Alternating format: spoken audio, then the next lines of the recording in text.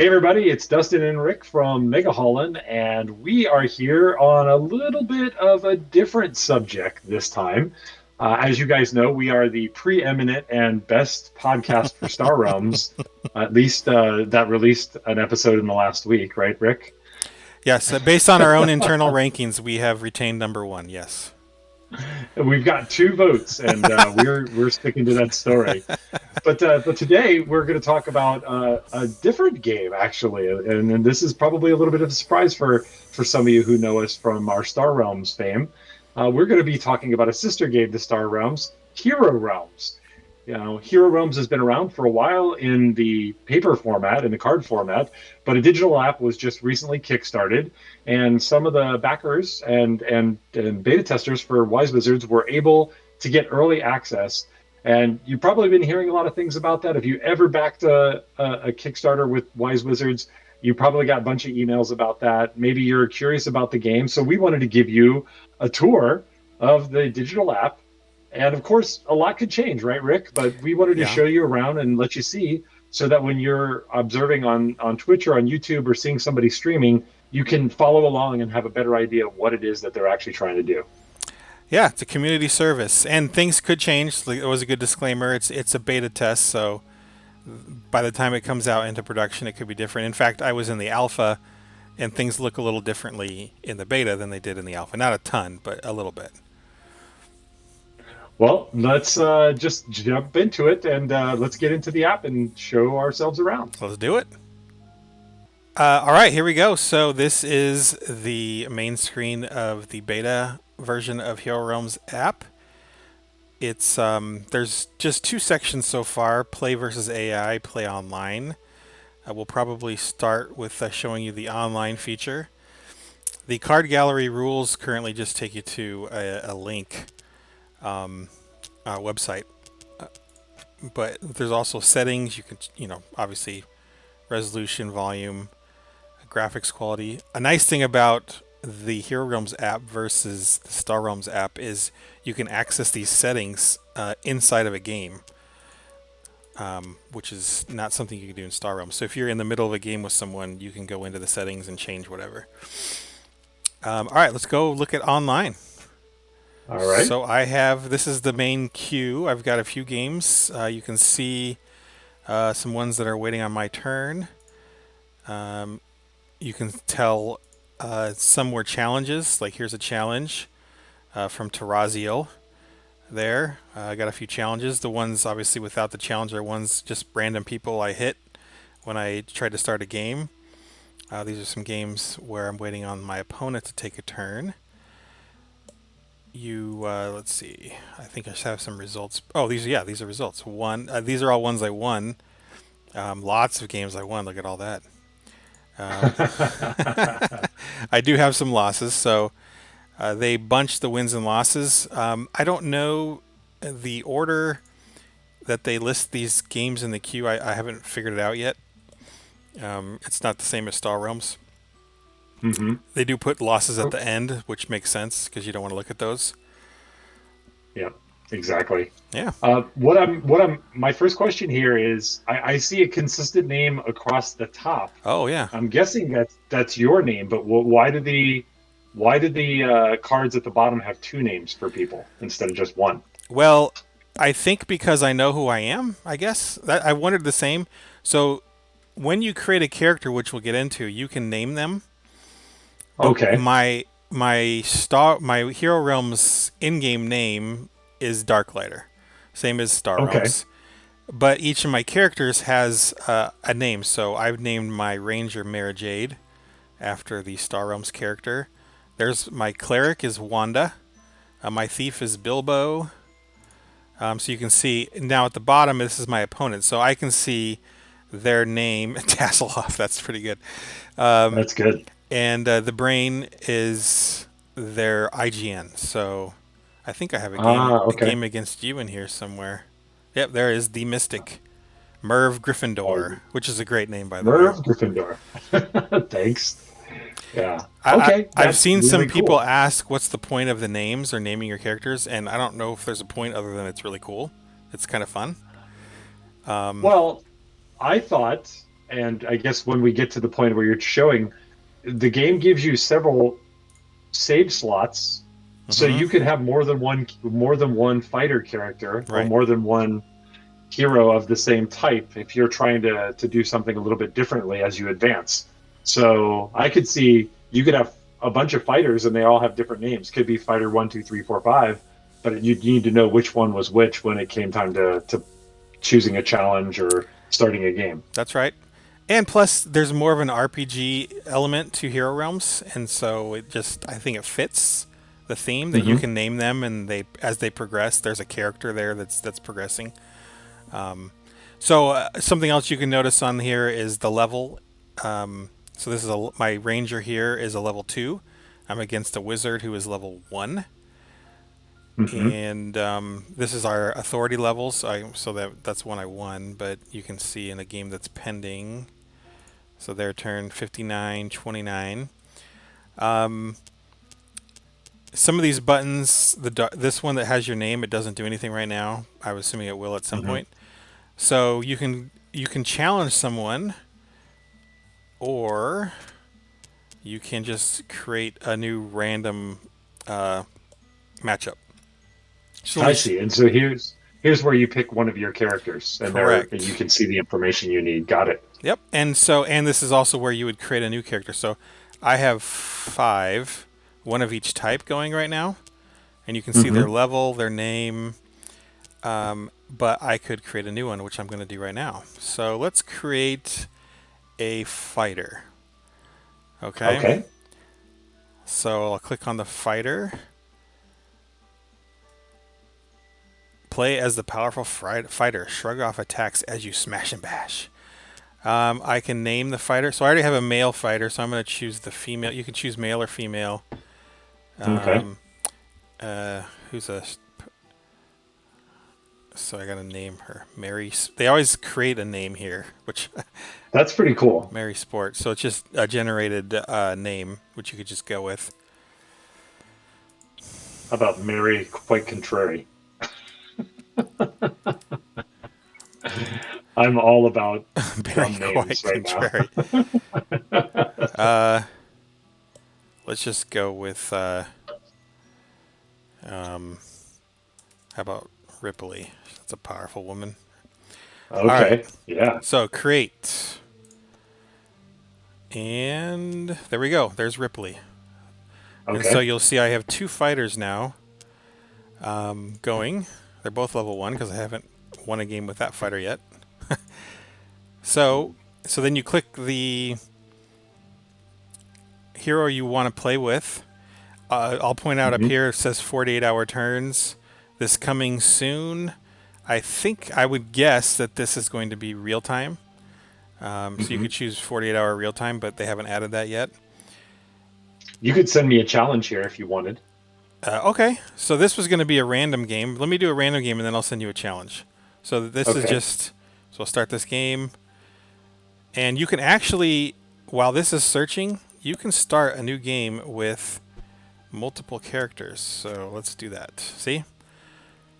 Oh, that's really cool. I think you can only start one game either per character or per class at a time. But I know you can start a game per class for each class. But let me Hmm. show the challenge menu. So you can see Ripley that I just created. Let's make a challenge with Ripley. So, and then I type your name.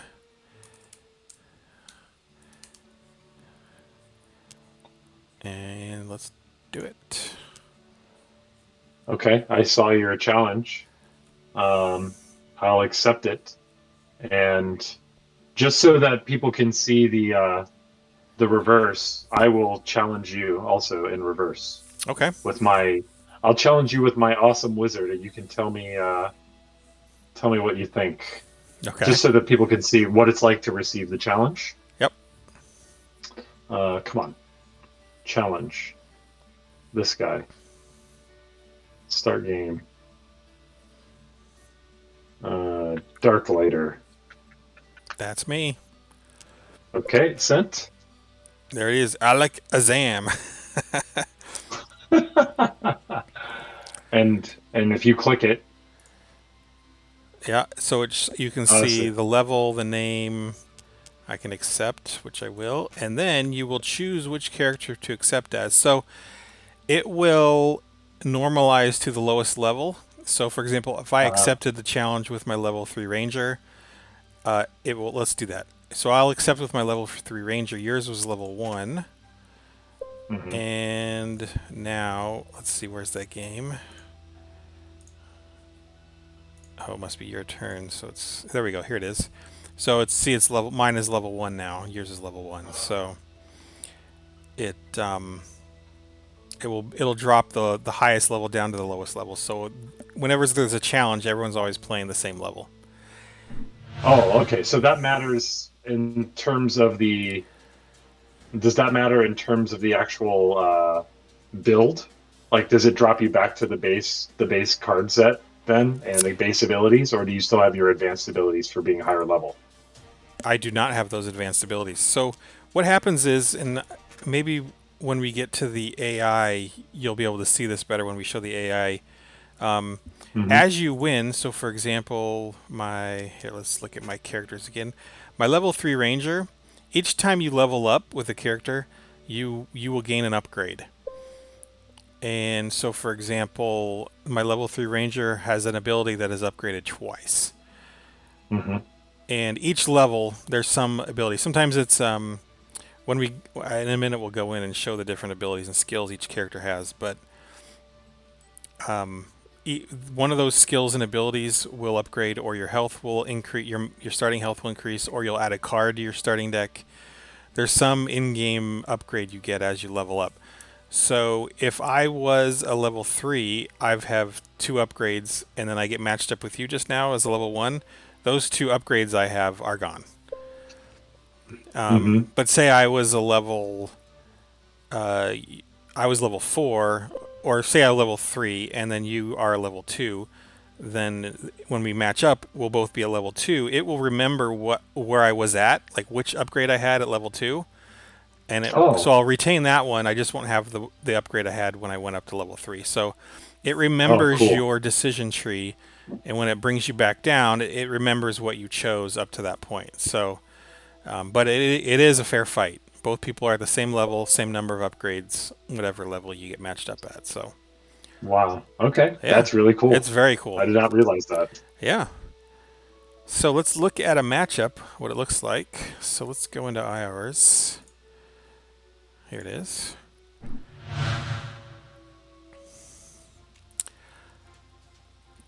All right. So what are we looking at here? So this is. For people, Go ahead. well, I'd say most people probably have played Star Realms who are watching this, so they're probably familiar with sort of the middle here in the trade row. But let's just assume a novice player in Star Realms who's familiar with the high concepts. But could you kind of just walk us through the UX and what we're looking at here? Yeah, so I'm here at the bottom. Dustin's character's up here at the top. He's a thief. I am the fighter here. So each character has a skill, which can be used once per turn, and an ability, which can be used once in a game. This little trash symbol means once you click it, it's trashed and it goes away. So it's just once it's used, it's used up for that game. Hmm. So the once per turn ability, it has this little arrow. I'm trying to remember the Hero Realms term if it's expend or exhaust. But Exhaust. exhaust. Okay, thank you. Don't want to Yeah. get anyone hit me for some copyright claims. Exhaust. Thank you. So you would exhaust. You would exhaust this pay to trade, and it would give you an extra 2 damage that turn. And then at the end of your turns in Hero Realms, anything that is exhausted is prepared, which means it's unexhausted. It turned upright. Hmm. And then on your next turn, it can be used again. So, for example, here's the Thief. The Thief has the ability, which can be used once in a game, acquire an item of cost 2 or less for free. And then once per turn, you can exhaust this, pay 2 trade, and then you heal 3, and target opponent discards a card. So you would make me discard. So just like here, Star Realms, there are 4 factions, and I think we see all of them here. This is the Guild faction. No, this is the Wild faction, sorry. And the Wild faction is the, I would say, control decky faction. They have a lot of cycling abilities, a lot of making their opponent discard a card. They do some decent damage as well. This is the Guild faction, which is the most powerful, I guess, damage-wise. This would be, if you're going an aggro approach, Guild is probably the best faction for that. So it's kind of the equivalent to the Blob in Star Realms. This is the Necros faction, which is just like in Star Realms. The red faction is the one that does scrapping. In Hero Realms, it's called sacrificing. So if you need to you want a sacrificing ability, it will come through red cards. And then the what is this one called? Imperial? I'm forgetting the yellow one, but this is the Star Empire. Star Empire. It's the same color, and it looks like it, doesn't it? That symbol. Yeah. But this is the one that's most like Trade Federation and Star Realms. There's a lot of authority gain, a lot of economy through the, I think it's Imperial. Hopefully I'm saying that right. So those are the different factions. They have ally abilities, like you can see here, just like in Star Realms, triggered the same way they are in Star Realms. You know, when you play another card of that faction, you trigger that ally. One difference in Hero Realms versus Star Realms these are the champions, which are the equivalent of bases in Star Realms. They have an expend ability, or exhaust, an exhaust ability. Well, not all of them do, but a lot of them do. So this one is, when you would play this, you can kind of choose when to exhaust it to gain this effect. So 2 damage plus 1 for every other wild card you've played. So you can wait till you've played a few more before you choose to exhaust this. In Star Realms, the abilities of bases tend to just happen when you play them, right? But a lot of these champions in Hero Realms, you can choose when to trigger them. And so that makes sense. So, like, if this champion survived, he was out the turn before and he survived until your next turn, he wouldn't just automatically trigger, and you don't get any of these effects of having other guards in play. You would can play other champions and guards and then use the ability when you want to. Got it. A guard is the equivalent of an outpost, and these are champions. They stay in play, and when you generate damage on your turn, you can choose to apply damage to a champion or to the opponent. The exception is when an opponent has a guard in play, you have to destroy guards before you can destroy other champions or apply damage to other champions or to your opponent. So guards can protect other champions and yourself when they are in play. Got it. The fire gems are a little different than in Star Realms, only in that you scrap them for 3 damage instead of 2. Another difference with Star Realms are the starting decks. Each character has a custom starting deck. For example, you can see the fighter has a throwing axe. If playing this card would give you 7 or more combat this turn, draw a card. So if when you play this, you've generated 7 damage on that turn, you draw a card from this. That's a unique card for the fighter. The fighter starts with a shield bearer, a guard, in their deck. Here's the thief's deck. The thief has these throwing knives, and they start with 2 rubies. They're the only champion that starts with 2 rubies. So they have more trade to start with than any of the other champions. So each champion has different advantages, disadvantages. So I'm noticing a couple things here. Custom decks that are unique to each one of these characters. Different health totals and different abilities. Are these basically commanders for Star Realms in a fantasy form?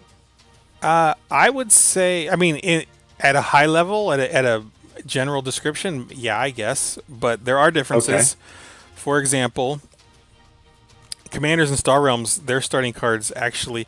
So I guess I'll phrase it this way. Commanders in Star Realms have an affinity towards certain factions, right?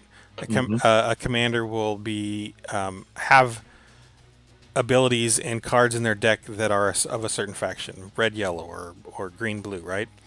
There's no such affinity for a certain faction in any of the character decks.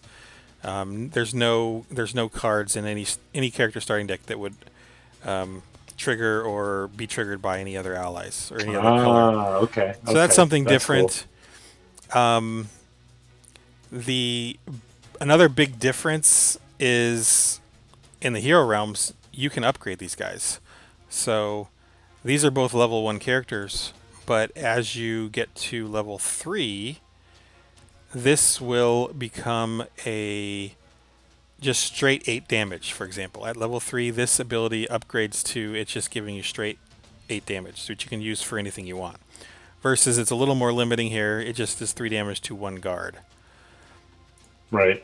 So there's a progression system there is. And as you gain more experience. right. And Star Realms Commanders, there's no progression. Also, I don't know whether it's worth mentioning or not, but in Hero Realms, the characters have 5-card starting hands, or 5-card hands, versus 6 or 7, or I guess there's one who has 5 in Star Realms, but Interesting. Well, why don't you play some cards here and I think it's your turn. show me what it looks like. It's my turn. Oh, which game are you in? Let's see. Oh, yeah, it is my turn. All right. I'm gonna make some moves here. Sorry, I didn't realize. So Okay, let me just let's show see. one thing here. I mentioned the menu. You can go into settings, like I said, and adjust volume, which is nice. You can't do that in Star Realms. I like that. And the game log. Oh, well, we haven't done anything. But anyway, all right, go ahead. All right. Well, I'm gonna try to.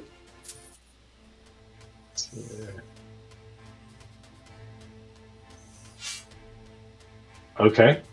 Some really cool effects as the cards animate in. It's kind of neat, the little effects they do.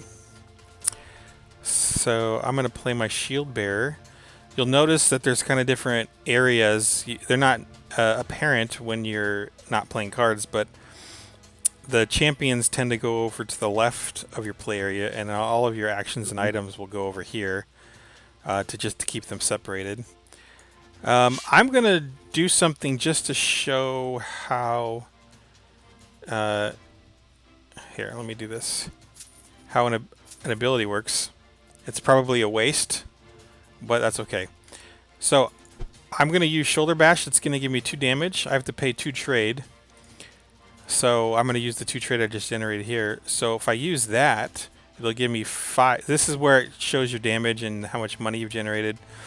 So it's going to give me 5 damage, and then when I play this, this throwing axe, it will give me 2 more, so that'll make 7, which will let me draw from this special card.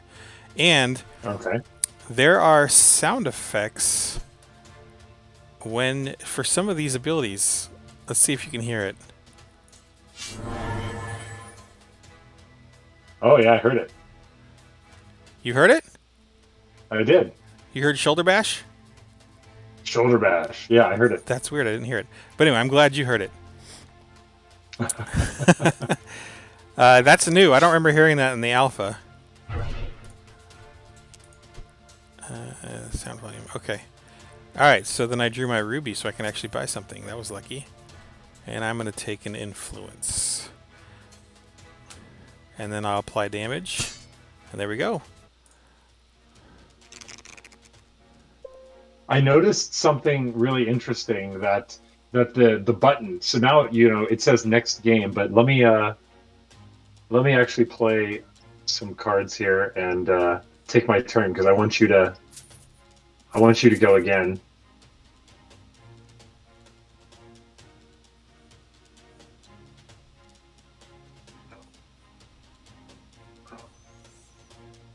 So I noticed that there.